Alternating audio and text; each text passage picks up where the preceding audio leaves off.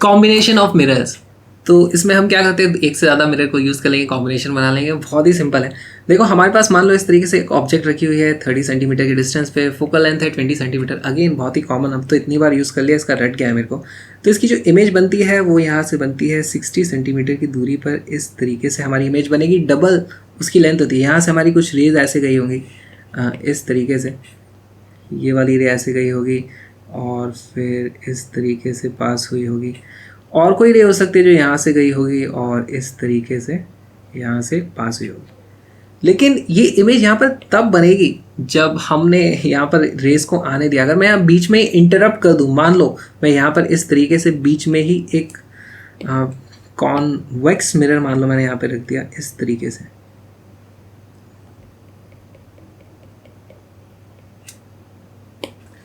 तो अब ये इमेज यहाँ पे बन नहीं सकती है।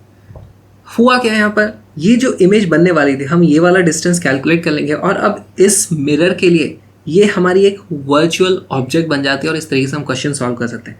मतलब ऐसे क्वेश्चन हम ऑलरेडी सॉल्व कर चुके हैं कि हमारे पास एक कॉन्वेक्स मिरर है और यहाँ पर एक वर्चुअल इमेज बन रही है। कहीं से तो रेज इस तरीके से आ रही थी कि वहाँ पर इमेज बन रही थी, तो वो इमेज ऐसे ही बनती है। तो ये हमारी वर्चुअल ऑब्जेक्ट है, इसको आप बड़ी आसानी से सॉल्व कर सकते हो। इसमें खाली साइन कन्वेंशन का हमें ध्यान रखना रहेगा।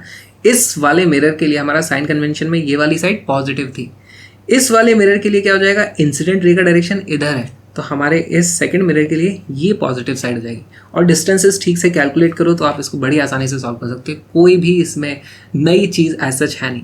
लेकिन नई चीज़ तब हो सकती है जब हम इनको सेम प्रिंसिपल एक्सिस पे ना रखें या कुछ और कॉम्बिनेशन बनाने की कोशिश करें। जैसे एक बहुत ही अच्छा इसका एग्जाम्पल है, मान लो ये हमारे पास यहाँ पर दो मिरर हैं, एक कॉनकेव मिरर एक कॉन्वेक्स मिरर है। हमसे पूछा गया है बीच में अगर ऑब्जेक्ट रखी तो कितनी इमेजेस बनेगी, 1 image, 2 image, 3 image, infinite image.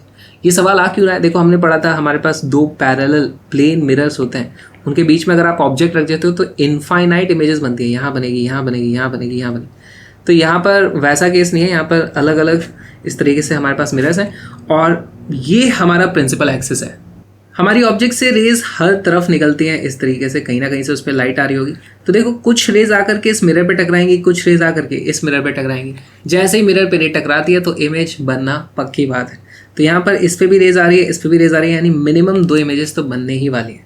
फिर क्या होता है कि इससे जो भी रेज टकराएंगी, देखो इसका फोकस पॉइंट कहीं यहाँ पर होगा और क्योंकि ये कॉन्वेक्स मिरर है तो सारी की सारी रेज यहाँ पर से इस डायरेक्शन में ऐसे निकलने वाली है। तो ये जितनी भी रिफ्लेक्टेड रेज हैं वो कभी भी इस मिरर पे नहीं आ रही है।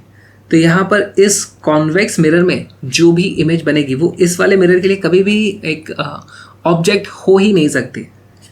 अब देखो इस ऑब्जेक्ट की कॉनकेव मिरर में भी कुछ इमेज बनेगी, है ना। यहाँ से रेज जाएंगी और मान लो ऐसे यहाँ पर आ गई, ठीक है, इस तरीके से जा रही थी, ऐसे आ गई। तो अगर यहाँ पर इमेज बन जाती है हमारी, तो रेज अभी भी देखो यहाँ से आ रही थी इस तरीके से, रेज अभी भी इस कॉन्वेक्स मिरर पे टकरा सकती है और टकराएंगी तो फिर रिफ्लेक्शन होगा, यहाँ पे फिर से इमेज बन सकती है। तो इस कॉनकेव मिरर के कारण मान लो इमेज यहाँ बनी या यहाँ बनी, डिपेंड करता है उसकी फोकल लेंथ कितनी है, ऑब्जेक्ट की डिस्टेंस कितनी है। अगर यहाँ कहीं पर हमारी इमेज बनती है तो फिर उसकी रेज हमारे इस कॉन्वेक्स मिरर पे टकरा रही है तो एक और रिफ्लेक्शन हो जाएगा। उस केस में हमारे पास 3 इमेजेस बनेंगी। अगर हमारी इमेज ही यहाँ पर बनती है, देखो इससे इस तरीके से यहाँ पर इमेज बन रही है, अगर यहाँ इमेज बन रही है तो कोई भी रे हमारे इस मिरर पे टकराने वाली नहीं है। देखो यहाँ से भी रे ऐसे निकल जाएगी, यहाँ से जो रे जाएगी वो भी ऐसे जाएगी, कोई भी इस कॉन्वेक्स मिरर पे टकराने वाली नहीं है।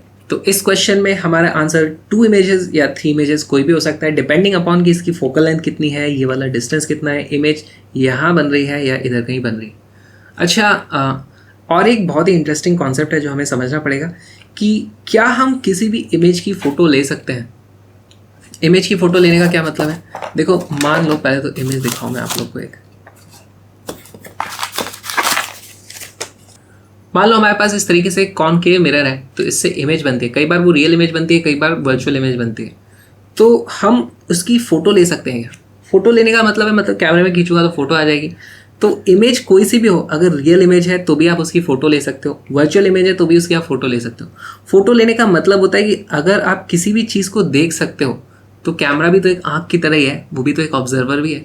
तो आप रियल इमेज को भी देख सकते हो, वर्चुअल इमेज को भी देख सकते हो, इसलिए आप दोनों की फ़ोटो ले सकते हो। लेकिन फिर हम एक काम करें कि इस तरीके से एक स्क्रीन ले आए और यहाँ पर स्क्रीन पर इमेज को कलेक्ट करने की कोशिश करें, तो वो सिर्फ रियल इमेज के केस में पॉसिबल होता है। तो वर्चुअल इमेज के केस में वो चीज़ पॉसिबल नहीं होगी और हम सिर्फ रियल इमेज के केस में उसको स्क्रीन पर कलेक्ट कर पाएंगे। तो बस यही कुछ बातें हमें ध्यान रखनी थी। मेरे साथ फिजिक्स लाइव पढ़ोगे तो आ जाओ बॉम्ब फिजिक्स पर, जहाँ मेरी सभी लाइव क्लासेस एब्सोल्युटली फ्री होती हैं। उनको एक्सेस करने के लिए आप आ सकते हो bit.ly/bombphysics। ये सारी की सारी क्लासेस होती हैं अनअकैडमी लर्निंग ऐप पर, जो इंडिया का बेस्ट प्लेटफॉर्म है किसी भी कॉम्पिटेटिव एग्जाम की तैयारी करने के लिए। चाहे आप IIT JEE NEET CBSE foundation किसी भी तैयारी कर रहे हो, कोई भी आपका गोल हो, वहाँ पे आपको हर महीने नए नए बैचेस लॉन्च होते हुए दिखेंगे। आपकी पसंद के टीचर से, इंडिया की टॉप फैकल्टी से आप पढ़ सकते हो, अपने डाउट पूछ सकते हो, लाइव इंटरैक्ट कर सकते हो, डेली लाइव क्लासेस होती है, काफ़ी सारे टेस्ट और क्विज होती हैं।